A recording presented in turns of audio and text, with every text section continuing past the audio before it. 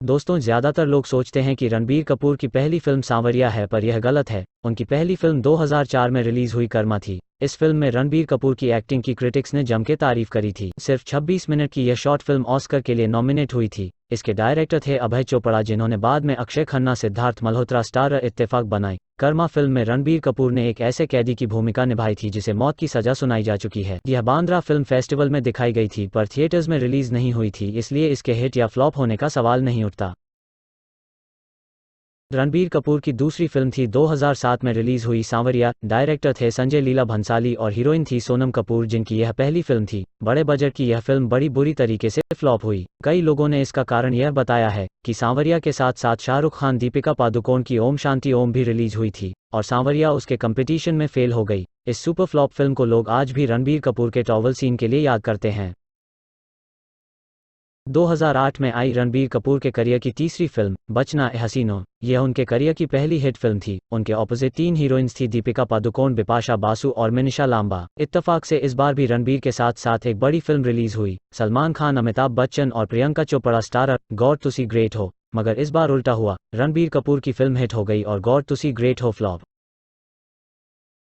2009 में रणबीर कपूर की 3 फिल्में रिलीज हुईं। इनमें पहली थी उनके करियर की चौथी फिल्म वेक अप से। डायरेक्टर थे अयान मुखर्जी, जिनकी अगली फिल्म ब्रह्मास्त्र का सभी को बेसब्री से इंतजार है। इस फिल्म में उनकी हीरोइन थी उनसे 10 साल बड़ी कोंकणा सेन शर्मा। अयान मुखर्जी को, जिनकी यह पहली फिल्म थी, बहुत लोगों ने डराया कि अपने से 10 साल बड़ी औरत से रोमांस करते हुए रणबीर कपूर को दर्शक रिजेक्ट कर देंगे और फिल्म सुपर फ्लॉप हो जाएगी, इसलिए किसी यंग हीरोइन जैसे दीपिका को साइन करना चाहिए। मगर अयान मुखर्जी ने अपने दिल की सुनी और कोंकणा को ही हीरोइन रखा। उनका फैसला सही साबित हुआ और यह फिल्म हिट हो गई। साल 2009 में ही उनकी 5वीं फिल्म आई अजब प्रेम की गजब कहानी। फिल्म के डायरेक्टर थे राजकुमार संतोषी, जिन्होंने सनी देओल को लेकर घायल और घातक जैसी इंटेंस एक्शन फिल्में बनाई हैं। हीरोइन थी कैटरीना कैफ। इस फिल्म में रणबीर कपूर और कैटरीना की जोड़ी ने जबरदस्त केमिस्ट्री दिखाई और फिल्म बॉक्स ऑफिस पर सुपर डुपर हिट हो गई। इस फिल्म के दौरान रणबीर और कैटरीना का लव अफेयर शुरू हुआ, जो अगले 6 साल तक चला। साल 2009 में ही रणबीर की छठी फिल्म रिलीज हुई rocket Singh, salesman of the year. Director थे शिमित अमीन, जो कि अब तक 56 और चक दे इंडिया जैसी यादगार सुपरहिट फिल्में दे चुके थे। रणबीर कपूर की एक्टिंग को तारीफ तो बहुत मिली, मगर फिल्म बॉक्स ऑफिस पर बहुत बुरी तरीके से फ्लॉप हो हुई। साल 2010 में रणबीर कपूर की 2 फिल्में रिलीज हुईं और दोनों ही सुपरहिट साबित हुईं। इनमें पहली थी उनके करियर की 7वीं फिल्म राजनीति। इस मल्टी स्टारर फिल्म में उनके अलावा अजय देवगन, नाना पाटेकर और अर्जुन रामपाल भी थे। इसमें एक बार फिर से उनकी जोड़ी कैटरीना कैफ के साथ बनी। हालांकि कैटरीना की शादी बाद में अर्जुन रामपाल के साथ हो जाती है। फिल्म के डायरेक्टर थे प्रकाश झा, जो कि अपहरण और गंगाजल जैसी बेहतरीन सुपरहिट फिल्में दे चुके थे। उनकी यह फिल्म भी सुपर डुपर हिट साबित हुई। साल 2010 में ही रणबीर कपूर की 8वीं फिल्म रिलीज हुई अनजाना अनजानी। इस बार उनकी हीरोइन थी प्रियंका चोपड़ा। क्रिटिक्स ने फिल्म की बचकानी स्टोरी और ढीले ढाले डायरेक्शन की जमकर आलोचना करी, मगर रणबीर और प्रियंका की एक्टिंग की काफी प्रशंसा हुई। क्रिटिक्स के विपरीत ऑडियंस ने इस फिल्म को बहुत पसंद किया और यह सुपरहिट साबित हुई। साल 2011 में रणबीर कपूर के करियर की नवी फिल्म आई रॉकस्टार। उनकी हीरोइन थी बेहद खूबसूरत मॉडल नरगिस फाखरी और डायरेक्टर थे इम्तियाज अली, जो जब वी मेट जैसी यादगार और कामयाब फिल्म बना चुके थे। रॉकस्टार फिल्म में रणबीर कपूर ने पहली बार एक अक्खड़ गुस्सैल नवयुवक का रोल किया था। इससे पहले रॉकेट सिंह के अलावा उनकी सभी फिल्मों में उनका कैरेक्टर लगभग एक जैसा था, एक लापरवाह मनमौजी नवयुवक का जो जिम्मेदारियों से कतराता है। मगर इस फिल्म में उन्होंने अपनी इमेज से हटकर एक एंग्री जाट रॉकस्टार की भूमिका निभाई थी। रोल की अच्छी प्रिपरेशन के लिए वो गुपचुप तरीके से कई दिनों तक दिल्ली की एक जाट फैमिली के साथ रहे थे, ताकि जाटों की बोली चाली और उठने बैठने के तरीकों को आत्मसात कर सकें। रणबीर कपूर की मेहनत रंग लाई और क्रिटिक्स के साथ साथ दर्शकों ने भी उनकी एक्टिंग को बहुत पसंद किया। फिल्म सुपर डुपर हिट रही और रणबीर को बेस्ट एक्टर का फिल्म फेयर अवार्ड मिला। रणबीर कपूर की 10वीं फिल्म थी साल 2012 में रिलीज हुई बर्फी। डायरेक्टर थे अनुराग बसु, जो गैंगस्टर और मर्डर जैसी सुपरहिट फिल्में दे चुके थे। रणबीर कपूर के ऑपोजिट 2 हीरोइनें थीं, प्रियंका चोपड़ा और बला की खूबसूरत इलियाना डिक्रूज। रणबीर कपूर ने एक गूंगे बहरे नवयुवक का किरदार निभाया था। उनकी एक्टिंग को इंडिया के साथ साथ फॉरेन के क्रिटिक्स और दर्शकों ने भी बेहद पसंद किया। बॉक्स ऑफिस पर यह फिल्म सुपरहिट रही और रणबीर कपूर को लगातार दूसरे साल film fair best actor award मिला। 2013 में रणबीर कपूर की 2 फिल्में आईं। पहली थी उनके करियर की 11वीं फिल्म यह जवानी है दीवानी। डायरेक्टर थे अयान मुखर्जी, जिनके निर्देशन में रणबीर ने अपने करियर की पहली hit film wake up set करी थी। लीड हीरोइन थी दीपिका पादुकोण। 2009 में बचना ए हसीनों के दौरान रणबीर कपूर और दीपिका पादुकोण के बीच अफेयर शुरू हुआ था। मगर एक साल बाद ही बड़े बुरी तरीके से उनका ब्रेकअप हो गया था। इसके बावजूद दीपिका ने यह फिल्म साइन करी और प्रोफेशनल तरीके से इतनी रियलिस्टिक एक्टिंग करी कि रणबीर और दीपिका की ऑन स्क्रीन केमिस्ट्री ने दर्शकों के दिल को छू लिया। बॉक्स ऑफिस पर तो यह फिल्म सुपरहिट रही, साथ ही क्रिटिक्स ने भी इसकी जम के तारीफ करी। इसी साल 2013 में उनकी दूसरी फिल्म आई बेशरम। हीरोइन थी भारतीय मूल की ऑस्ट्रेलियन एक्ट्रेस पल्लवी शारदा और डायरेक्टर थे अभिनव कश्यप, जो कि गैंग्स ऑफ वासेपुर वाले अनुराग कश्यप के छोटे भाई हैं। अभिनव कश्यप इससे पहले दबंग जैसी ब्लॉकबस्टर हिट दे चुके थे, मगर सलमान खान से अनबन होने की वजह से उनका करियर डगमगा रहा था। खैर, उनकी यह फिल्म बुरी तरीके से फ्लॉप हो गई और उनके मुंह पर बॉलीवुड के तमाम दरवाजे बंद हो गए। 2020 में सुशांत सिंह राजपूत के गुजर जाने पर उन्होंने बॉलीवुड पर और खास तौर से सलमान खान के पूरे परिवार पर जम के अपना गुस्सा उतारा।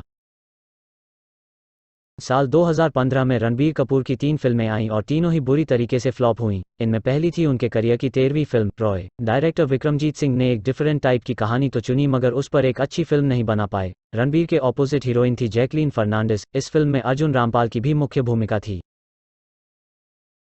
रणबीर कपूर के करियर की 14वीं फिल्म थी 2015 में आई बॉम्बे वेलवेट। हीरोइन थी अनुष्का शर्मा और डायरेक्टर थे अनुराग कश्यप। अनुराग कश्यप इससे पहले गैंग्स ऑफ वासेपुर और अगली जैसी कामयाब फिल्में दे चुके थे, इसलिए इस फिल्म से लोगों को बहुत उम्मीदें थी। मगर बेवफा बॉक्स ऑफिस पर इसका बेमिसाल बेड़ा गर्क हो गया। बॉलीवुड के इतिहास में कोई भी बड़े स्टार वाली मुख्यधारा की फिल्म इतनी भयंकर बम्पर फ्लॉप नहीं हुई जितनी की बॉम्बे वेलवेट। रिलीज के पहले दिन ही थिएटर 90% तक खाली थे। अगले दिन आधे थिएटरों ने फिल्म हटाई और तीसरे दिन तो सभी थिएटर्स ने फिल्म हटा दी। आज हालत यह है कि बॉलीवुड में जब किसी फिल्म को श्राप देना होता है तो लोग कहते हैं कि इसकी हालत बॉम्बे वेलवेट जैसी होगी। 2015 में रिलीज होने वाली रणबीर कपूर की तीसरी और उनके करियर की 15वीं फिल्म थी तमाशा। एक बार फिर से उनकी हीरोइन थी दीपिका पादुकोण और डायरेक्टर इम्तियाज अली, जो इससे पहले रणबीर को लेकर रॉकस्टार जैसी सुपरहिट फिल्म बना चुके थे। इस फिल्म को क्रिटिक्स ने तो बहुत पसंद किया, मगर दर्शकों ने मेहरबानी नहीं करी और 2015 में रणबीर कपूर ने फ्लॉप फिल्म्स की हैट्रिक कंप्लीट करी। इस फिल्म से विवेक मुश्रान ने भी 10 सालों बाद बॉलीवुड में वापसी करी थी। विवेक मुश्रान वही हैं जिन पर मनीषा कोइराला के साथ सौदागर का सुपरहिट सॉन्ग इलू इलू फिल्माया गया था।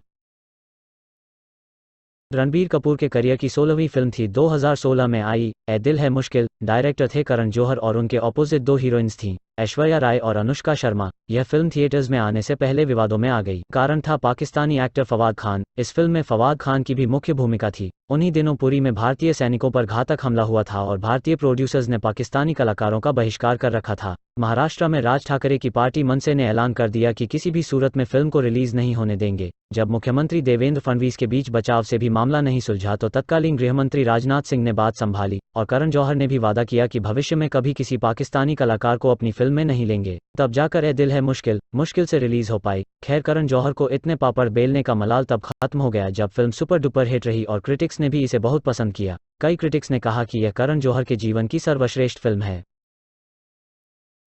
साल 2017 में रणबीर कपूर के करियर की 17वीं फिल्म जग्गा जासूस रिलीज हुई। उनकी हीरोइन थी कैटरीना कैफ और डायरेक्टर थे अनुराग बासु। इस फिल्म के सुपरहिट होने की उम्मीद पूरे बॉलीवुड को थी, क्योंकि इससे पहले रणबीर और कैटरीना राजनीति और अजब प्रेम की गजब कहानी जैसी सुपरहिट फिल्में दे चुके थे। निर्देशक अनुराग बासु भी रणबीर को लेकर बर्फी जैसी ब्लॉकबस्टर हिट दे चुके थे, लेकिन जग्गा जासूस बॉक्स ऑफिस पर धूल चाट गई। इसके कई कारण थे, पर चूंकि यह वीडियो रणबीर कपूर के बारे में है इसलिए हम उनसे संबंधित कारण ही बताएंगे। फिल्म साइन होने के समय रणबीर कपूर और कैटरीना एक कमिटेड रिलेशनशिप में थे, मगर शूटिंग के दौरान उनके संबंध कड़वे हो गए थे। दोनों के बीच अक्सर मनमुटाव रहता था और इस वजह से उनकी ऑन स्क्रीन केमिस्ट्री खराब चल रही थी। दोनों के साथ वाले सीन्स में वो प्रभाव नहीं आ रहा था जो डायरेक्टर अनुराग बासु चाहते थे, इसलिए उन्हें अधिकतर सीन दोबारा शूट करने पड़ रहे थे।